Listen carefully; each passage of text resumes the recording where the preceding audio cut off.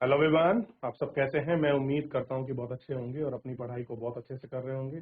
मैं Akash Kumar Bhadana ICT virtual classroom में आपका बहुत बहुत स्वागत करता हूं मेरे प्यारे बच्चों। जैसे आपको पता है मेरे प्यारे बच्चों, बेसिकली हमारी आपका जो है 9th क्लास है और इसी में हम लोग आपका देख रहे थे फूड सिक्योरिटी। ठीक, तो एक बार आप चैप्टर पर नजर दौड़ाइए और फूड सिक्योरिटी के विषय में थोड़ा सा कोई भी अगर किसी का डाउट है तो आप मेरे से अच्छे से पूछ सकते हैं। क्लियर है। अब देखिए, इतना हम लोग पढ़ चुके थे कि भाई फूड सिक्योरिटी क्या है, खाद्य सुरक्षा किसको देंगे, आपदा के समय में कैसे हम इसको सेफ रखेंगे, कितना हमारे पास अकाल है, क्या क्या चीजें घटना घटित हुई, इन सब चीजों को हम लोग आपका देख चुके थे, बात कर चुके थे। यहाँ तक क्लियर है। और ये कहानी तक, स्टोरी तक हम लोग पढ़ चुके थे कि बेसिकली रामू की कहानी हमने पढ़ ली थी। आज हमें बेसिकली अहमद की कहानी से अपने चैप्टर को शुरू करना है और चैप्टर के सारे पहलुओं को जो है एक एक करके समझना है। यहाँ तक किसी का कोई डाउट है, कोई क्वेरी है, कोई क्वेश्चन है, आप मुझसे अच्छे से पूछ लीजिए। ठीक है, कोई भी क्वेश्चन, कोई भी क्वेरी अगर किसी बच्चे की है तो एक बार पीछे से आप पूछ सकते हैं, फिर इसमें आगे बढ़ जाएंगे मेरे प्यारे बच्चों। देख लिया। अब कह रहे हैं अहमद की कहानी को अगर हम लोग देखें और पढ़ें तो क्या चीज हमारे सामने आएगी कि अहमद बेंगलोर में रिक्शा चलाता है। कहां पर चला रहा है? बेंगलोर में। वो आपका रिक्शा चालक है एक प्रकार का। अपने 3 भाई, 2 बहन और बूढ़े माँ बाप के साथ झुमरी तलैया से आया है। कहां से आया है? झुमरी तलैया से। एक झुग्गी में रहता है। उसके परिवार के समस्त सदस्य का पालन पोषण रिक्शे चलाने से होने वाली उसकी प्रतिदिन आय पर निर्भर करता है। यानी कि जो उसकी पर डे की इनकम है उसी पर सारे चीजें वो आपके डिपेंडेंट है कि कैसे काम चलेगा, कैसे उसका फैमिली चलेगी, कैसे घर चलेगा, सब कुछ उसके ऊपर ही आपका डिपेंडेंसी है। क्लियर है। बहरहाल उसका रोजगार सुरक्षित नहीं है, उसकी आय प्रतिदिन घटती बढ़ती रहती है और कभी कभी इतना काम लेता है कि समस्त दैनिक आवश्यकताओं की चीजें खरीदने के पश्चात अपनी आय में से कुछ बचा लेता है। कह रहे वो क्या करता है कि वो काम इतना करता है कि जितनी भी उसकी दैनिक आवश्यकता है सारी चीजों को खरीदने के बाद उसके बाद भी वो कुछ उनमें से आपकी सेविंग कर लेता है। अन्य दिनों में मुश्किल से इतना काम पाता है कि वह दैनिक आवश्यकताओं की वस्तु को खरीद सके। सौभाग्यवश अहमद को एक पीला कार्ड प्राप्त है जो निर्धन रेखा से नीचे के लोगों का आपका पीडीएस कार्ड है। इस कार्ड से अहमद अपनी दैनिक जरूरतों के उपभोग के लिए पर्याप्त मात्रा में गेहूं, चावल, चीनी और मिट्टी का तेल प्राप्त कर लेता है। इन चीजों को बाजार की कीमत से आधी कीमत पर प्राप्त करता है। कौन सा कार्ड है? पीडीएस, पब्लिक डिस्ट्रीब्यूशन जो कार्ड होता है आपको पता होगा, जिसको हम लोग आम भाषा में कंट्रोल कहते हैं, या जो आपका सार्वजनिक जो आपकी वितरण प्रणाली है उसके माध्यम की मैं बात कर रहा हूं। और इसी से क्या करता है, वो अपनी बाजार कीमत से आधी कीमत पर वो क्या करता है, सामान को प्राप्त करता है। वह अपना मासिक भंडारण उस विशेष प्रतिदिन से खरीदता है जिस दिन दुकान निर्धन रेखा से नीचे लोगों के लिए खुलती है। इस तरह से अहमद अपनी इस अपर्याप्त आय से अपने बड़े परिवार की तरह किस तरह से पालन पोषण कर रहा है। वह अकेले रहने वाला सदस्य है और कह रहा है वो काम करने वाला भी कैसे है, सिंगल 1 पर्सन है। और देखिए इतना काम करता है कि फिर भी वो कुछ ना कुछ अपनी सेविंग के रूप में कुछ चीजें आपकी रख लेता है। ये थोड़ा सा आपको इसमें देखना पड़ेगा। ठीक, तो इतना हम लोग इसमें देख लिए। अगली कहानी को हम लोग पढ़ते हैं। खाद्य पदार्थ खरीदने में असमर्थता के साथ सामाजिक संरचना भी खाद्य की दृष्टि से असुरक्षा की भूमिका है। कैसी है? इन सब चीजों में आपका अखाद्य सुरक्षा की भूमिका है। अनुसूचित जाति, अनुसूचित जनजाति, पिछड़ा वर्ग जाति और कुछ वर्ग जिनमें आपका निश्चित ही उन उनका कमजोर आधार होता है, फिर उनकी भूमि की निम्न उत्पादकता बहुत कम होती है। वे खाद्य की दृष्टि से असुरक्षित हो जाते हैं। वे लोग खाद्य की दृष्टि से सर्वाधिक असुरक्षित होते हैं जो प्राकृतिक आपदाओं से प्रभावित हैं। उन्हें कम ही तलाश में आपका दूसरी जगह जाना पड़ता है। कह रहे जिन क्षेत्रों में आपका प्राकृतिक आपदा नहीं है या जो लोग आपका फूड सिक्योर हैं, तो वो लोग कब क्या करेंगे, दूसरी जगह काम की तलाश में कम जाएंगे। लेकिन जिनके पास आपका फूड अनसिक्योरिटी है, क्लियर है, आपदा अधिक प्रभावित है, तो उनको एक क्षेत्र से दूसरे क्षेत्र की तरफ उनको जाना ही पड़ेगा ताकि वो अपना काम कर सके। माइग्रेशन के लिए उन्हें एक स्थान से दूसरे स्थान, उनकी जो शिफ्टिंग है वो कैसी है, बड़ी लाजमी। ठीक, तो कह रहे हैं कि उनको काम की तलाश में एक स्थान से दूसरे स्थान जाना पड़ेगा। और कुपोषण से सबसे अधिक महिलाएं प्रभावित होती हैं। कह रहे हैं जो आपका कुपोषण है, उन कुपोषण से सबसे अधिक कौन प्रभावित है, महिला। अगर आप भारत में से 100 महिलाओं को देखेंगे तो बच्चों 100 में से लगभग 70% महिला आपकी कुपोषण से प्रभावित होंगी। किसी न किसी विटामिन, किसी न किसी चीज का उनकी बॉडी में आपको उनको प्रॉब्लम मिलेगी, चाहे कैल्शियम की प्रॉब्लम मिले, चाहे उनमें रक्त की कमी निकले। आप देखिए भारत में एक डाटा आया था, शायद मुझे एग्जैक्ट आंकड़े याद नहीं है, लेकिन एक बहुत अच्छे नंबर पर दिखाया गया था कि भारत की जो महिला है उनमें खून की कमी है, एनीमिया है बेसिकली, आप ये कह सकते हैं। यह एक कैसी एक गंभीर चिंता का विषय है, क्योंकि जिनसे आजन्मे बच्चों भी कुपोषण का खतरा रहता है। अगर माता कुपोषित होगी तो जो बच्चे अभी तक जन्मे नहीं हैं उनके बच्चों का कुपोषित होना आपके ये संभवतः खतरा रहता है कि माँ अगर कुपोषित है तो बच्चा भी कुपोषित होगा। खाद्य पदार्थ असुरक्षा से ग्रस्त आबादी का बड़ा भाग गर्भवती तथा दूध पिलाती महिलाओं और 5 साल के बच्चों से का है। अब कह रहे हैं ये नंबर भी आपको अच्छे खासे रूप में इस तरह से इन सारी चीजों में आपका दिखाया गया है और उसको देख सकते हैं। देशों के अन्य क्षेत्र जैसे आर्थिक रूप से पिछड़े राज्य जहां गरीबी अधिक है, आदिवासी और सुदूर क्षेत्र में प्राकृतिक आपदाओं से बार बार प्रभावित होने वाले क्षेत्रीय खाद्य की दृष्टि से असुरक्षित लोग अनुपातिक रूप से बहुत अधिक है। वास्तव में उत्तर प्रदेश, बिहार, झारखंड, उड़ीसा, पश्चिम बंगाल, छत्तीसगढ़, मध्य प्रदेश, महाराष्ट्र के कुछ भागों में खाद्य की दृष्टि से असुरक्षित लोगों की संख्या कैसी है, सर्वाधिक है। कैसी है, सर्वाधिक इनकी जनसंख्या है। तो ये नंबर्स में कैसे हैं, काफी ज्यादा हैं, और ये आपको थोड़ा समझना चाहिए। नंबर्स में कैसे हैं, काफी ज्यादा है। कह रहे हैं कि भूखमरी खाद्य की दृष्टि से असुरक्षा को इंगित करती है। अगर कहीं पर आपका भूखमरी फैली हुई है, भूखमरी का मतलब समझते हो, जहां पर फूड सिक्योरिटी की कमी है या खाने की चीजों को लेकर कमी है, वो क्या दिखाएगी कि भैया अनसुरक्षा है, अनसेफ है। आप इसी को इंडिकेट करती है, कैसा है, अनसेफ है, बेसिकली यही दिखा रहा है। कह रहा है कि भूखमरी की एक अभिव्यक्ति मात्रा नहीं है, यह गरीबी लाती है। और कह रहे हैं कि कोई ये अभिव्यक्त नहीं है, किसी चीज को क्वांटिटी में आपका जो है फिजिकली इंडिकेट करने के लिए नहीं है। और अगर आप देखोगे तो ये क्या दिखाती है, हमको पॉवर्टी दिखाती है, जो गरीबी है वो हमको दिखाती है। इस खाद्य की दृष्टि से सुरक्षित होने में वर्तमान में भूखमरी समाप्त हो जाती है और भविष्य में भूखमरी का खतरा आपका कम होता है। भूखमरी के दीर्घकालिक और मौसमी आयाम होते हैं। दीर्घकालिक भूखमरी की मात्रा या गुणवत्ता के आधार पर अपर्याप्त अधिग्रहण के कारण होती है। ठीक, भारत लोग अपनी अत्यंत निम्न आय और जीवित रहने के लिए खाद्य पदार्थ, ये सारी चीजें खरीदने में कैसे होते हैं, असक्षम होते हैं। असक्षमता के कारण दीर्घकालीन भूखमरी से ग्रस्त हो जाते हैं। जब वो चीजों को नहीं खरीद सकते तो बहुत लंबे समय तक वो इन चीजों से ग्रस्त हो जाते हैं।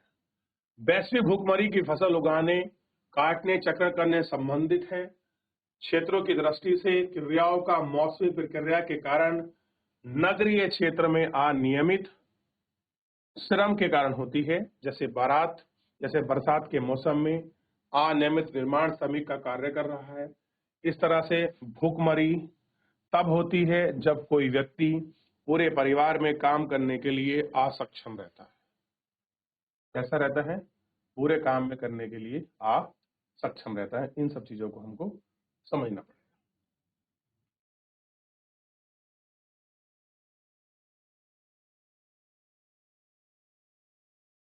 हानि 4.2 में दिखाया गया है कि भारत ने मौसमी और साथ ही दीर्घकालिक भूखमरी में प्रतिशत में गिरावट लाई है। कैसे लाया है, प्रतिशत में इन्होंने गिरावट लाई है। ठीक, जो लॉन्ग टर्म भूखमरी है उसके में परसेंटेज में कुछ गिरावट आई। यानी कि आप देखते थे कि पहले लोगों के पास खाद्य सुरक्षा नहीं थी, बहुत लंबे समय तक अनसिक्योरिटी बनी रहती थी, तो ये सारी चीजें क्या हो गई हैं, अब धीरे धीरे आपकी समाप्त हो गई हैं और ये चीजें नहीं है, तो इनको हमें बेसिकली देखना, ठीक, कि क्या ये चीजें वास्तविकता में है, क्या चीजें वास्तविकता में नहीं है। ठीक, देखिए अब ये वर्ष है, ये मौसमिक है, ये दीर्घकालिक है, नंबर कैसा है, एक आपका टोटल नंबर है, और इन सभी चीजों को आप गौर करके देख सकते हैं। ये हम बात कर रहे हैं 1983 में मौसमिक, अगर आप देखोगे भुखमरी तो 16.2% और दीर्घकालिक में लॉन्ग टर्म में लिए 2.3%, दोनों को अगर एड ऑन किया, एवरेज किया तो 18.5% हमारे पास टोटल हमारे पास निकला। अच्छा, अगर हमें इसको अब डाटा को 2000 की तुलना में दिखाया गया तो कहाँ ये 16 थी, अब कहाँ पर 0.6 है, और कहाँ ये 2.3 थी, अब 0.3 है, अब 0.9, लगभग 1% है। सोच के देखिए, तो क्या वाकई में हमने सुधार किया? तो 2011-12 में चीजें है ही नहीं, लगभग खत्म सी हो गई हैं। क्लियर है? ये सारा कमाल ऐसे क्यों हो रहा है और क्या चीजें हैं जो ये कमाल कर रही हैं? तो ये सब सरकार की नीतियां हैं, लोगों को भूखमरी से दूर करने के लिए और असुरक्षित घोषित करने के लिए, ताकि लोग फूड सिक्योरिटी को महसूस कर सकें और वो कम से कम खाद्य गृहस्थी से आपके सुरक्षित रहें। ये उनका ऐसा प्रयास है। ठीक है, अब देखिए, चलिए, तो अभी जितना पढ़ा है यहाँ तक कोई डाउट, कोई क्वेरी किसी बच्चे का? पूछ ले बेटा, किसी कोई क्वेरी को डाउट है तो। चलिए आगे बढ़ जाते हैं और देखते हैं। कह रहे कि पंजाब एक किसान HY20 प्रकार के गेहूं और खेतों का सामना कर रहा है, और इसका आधारित चीजों को भी आप इनको समझ सकते हैं। ठीक, चलिए, कह रहे हैं कि स्वतंत्रता के बाद खाद्यान्नों में आत्मनिर्भर होना भारत का एक लक्ष्य रहा। देखिए 1960 के दशक से 1970 के दशक के बीच हमारे यहाँ हरित क्रांति, ग्रीन रेवोल्यूशन का जन्म, ठीक है, और MS स्वामीनाथन ने नॉर्मन बोरलो को विशेष रूप से भारत में जो है फसल पैटर्न के रूप में काम करने के लिए प्रेरित किया था। और हरित क्रांति का अगर आप जनक के रूप में देखो तो MS स्वामीनाथन को ही माना जाता है। क्लियर है? चलिए देखते हैं। कह रहे स्वतंत्रता के पश्चात भारतीय नीति निर्माताओं ने खाद्यान्न में आत्मनिर्भरता प्राप्त करने के सभी उपाय किए। कह रहे कि जो भी हम लोग प्राप्त कर सकते थे कि हम लोग क्या हो जाए, कम से कम फूड सिक्योर हो जाए, और जो पहल, जो कार्य हमको करने चाहिए थे, हमने उनका सबको करने का प्रयास किया। एक नई रणनीति अपनाई जिसके परिणाम था हरित क्रांति में विशेषकर गेहूं, चावल के उत्पादन में। कैसे? गेहूं और चावल के उत्पादन। तत्कालीन प्रधानमंत्री इंदिरा गांधी ने जुलाई 1968 में गेहूं क्रांति शीर्षक से एक विशेष डाक टिकट जारी किया। कब? जुलाई 1968 में गेहूं क्रांति के नाम से एक शीर्षक जारी किया। किसने? श्रीमती आपकी इंदिरा गांधी, जो प्रधानमंत्री। ठीक, हरित क्रांति के प्रभावित प्रगति को अधिकार रूप से दर्जा दिया। गेहूं की सफलता के बाद चावल के क्षेत्र में इसकी सफलता की पुनरावृत्ति हुई। पुनरावृत्ति का मतलब होता है रिपीटिशन। बहरहाल अनाज की उपज में वृद्धि समानुपातिक नहीं थी, यानी कि बराबर नहीं थी कि जो अनाज है, सारे जो फसल है बिल्कुल सेम पैटर्न में उग रही हो। बट इन द सेंस कि गेहूं भी 1000 कुंटल हुआ तो चावल भी 1000 कुंटल हो रहा है, ये सिमिलर नहीं था। कह रहे हैं कि उत्तर प्रदेश, मध्य प्रदेश में सर्वाधिक थी, जो कि आपका 40.01% और आपका 30.21% करोड़ टन, और 2015-16 की तुलना में 2015-16 के कुल अनाज उत्पादन का 252.22 करोड़ टन।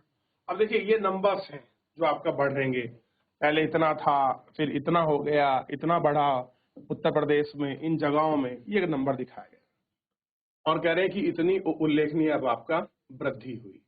तो ये था जो हम लोगों ने, आत्मनिर्भरता बढ़ी, उसके साथ कुछ चीजें भी आपकी बढ़ी। जब आपको पता है कि HYV जो हाई प्रोडक्शन देने वाले बीजेस जो आपकी सीड्स थी, जब उनका प्लांटेशन हुआ या उनको लगाया गया, तो गेहूं आपको इसको कहते हैं मैक्सिकन गेहूं, और आपका चावल की नई किस्म पूसा वगैरह को लगाया, तो हमारे यहाँ उत्पादन कैसा हो गया, कई गुना बढ़ गया।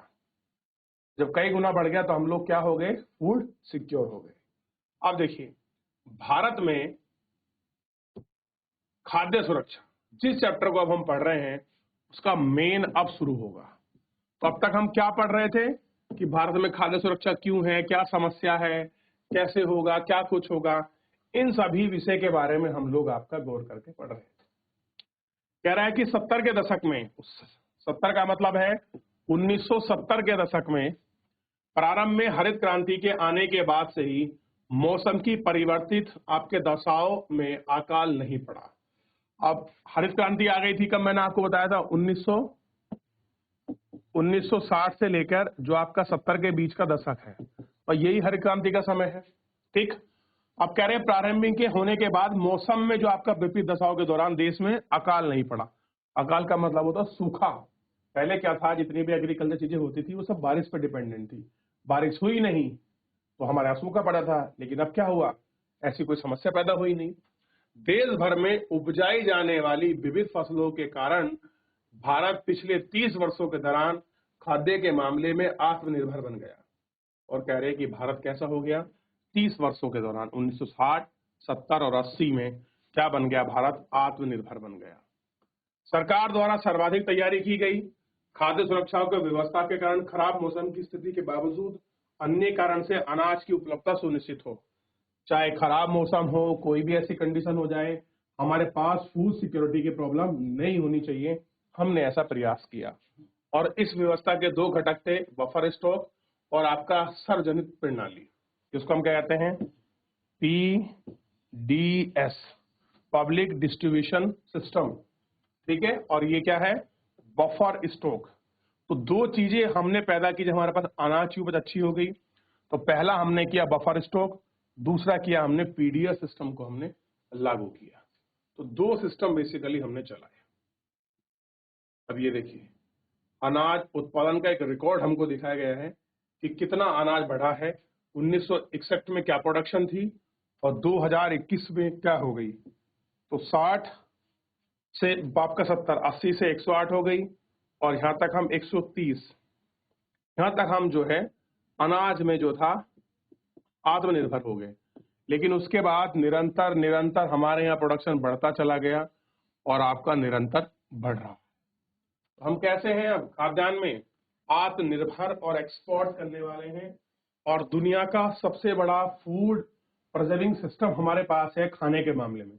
गेहूं और चावल को हमसे कहीं देखने की जरूरत नहीं है। जो PDS सिस्टम हमने बनाया है उसमें इतना कुछ है, हमने इतना बफर में रखा हुआ है कि कितनी भी आपदा पड़ जाए हम लोगों को कहीं से कोई परेशानी नहीं होने वाली।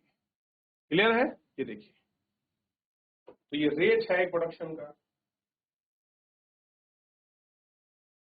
चलिए, ये हमारे पास एक स्टैंडर्ड था। आगे बढ़ते हैं, अब बात करेंगे। दो शब्द हमने पढ़े थे, एक पढ़ा था बफर स्टॉक और दूसरा पढ़ा था हमने आपका PDS। तो सबसे पहले हम पढ़ते हैं बफर स्टॉक के बारे में, तो वेरी इंपॉर्टेंट कर लीजिए। ठीक है, अब देखिए, बफर स्टॉक भारतीय खाद्य निगम जिसको क्या बोलते हैं, FCI, food corporation of India के माध्यम से सरकार द्वारा अधिप्राप्त अनाज, गेहूं, चावल का भंडारण है। यानी कि बफर स्टॉक क्या है, भारतीय खाद्य निगम यानी कि FCI द्वारा गेहूं चावल का जो वो भंडार करती है वही आपका बफर स्टॉक है। भारतीय निगम अधिशेष उत्पादन वाले राज्यों में किसान से गेहूं और चावल खरीदता है। ये क्या करता है, FCI क्या करता है, लोगों से गेहूं और चावल को खरीदता है। किसानों को उनकी फसल के लिए घोषित कीमतें देती है। इस मूल्य को न्यूनतम समर्थित मूल्य कहा जाता है।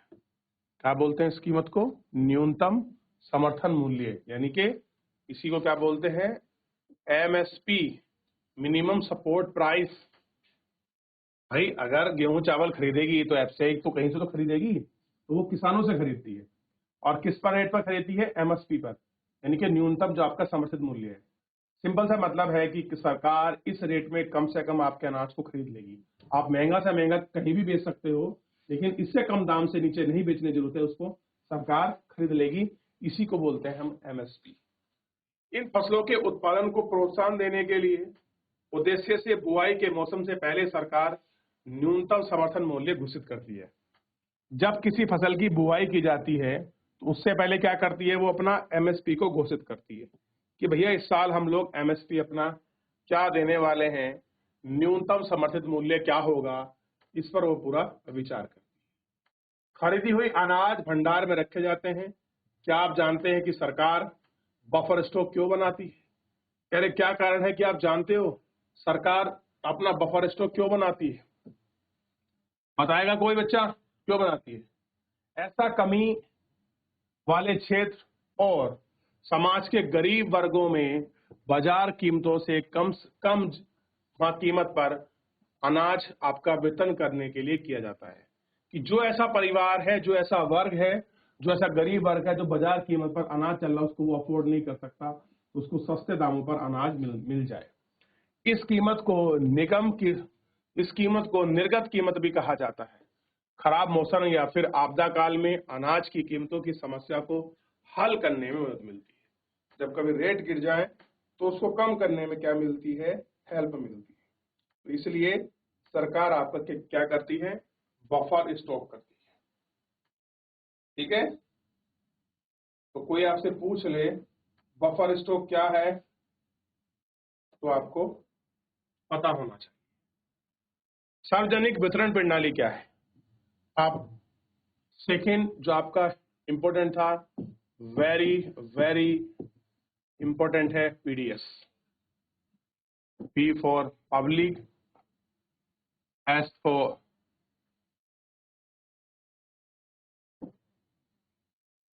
D for distribution, S for system. तो पब्लिक डिस्ट्रीब्यूशन सिस्टम, सार्वजनिक वितरण प्रणाली। देखिए भारतीय खाद्य निगम द्वारा, ये भी किसके द्वारा है? एफसीआई के द्वारा प्राप्त अनाज को सरकार विनियमित राशन की दुकान के माध्यम से समाज के गरीब वर्ग जो वर्ग है उनमें वितरित करती है। इन्हें सार्वजनिक वितरण प्रणाली कहते हैं। और अब अधिकांश गांव, कस्बे, शहर में राशन की दुकानें हैं। देश भर में 5.5 लाख राशन की दुकानें हैं। कितनी हैं? 5.5 लाख राशन की दुकानें हैं, जिन्हें उचित दर वाली दुकानें कहा जाता है। चीनी खाद्य की दुकानें, मिट्टी की दुकान का तेल भंडारण है। ठीक है, ये सब कीमत पर कम कीमत पर लोगों को बेचते हैं। राशन कार्ड वाला कोई भी व्यक्ति प्रति व्यक्ति अनुबंधित मात्रा है और 35 किलो आपका राशन लीटर तेल, ये सारी चीजें होती हैं। ठीक,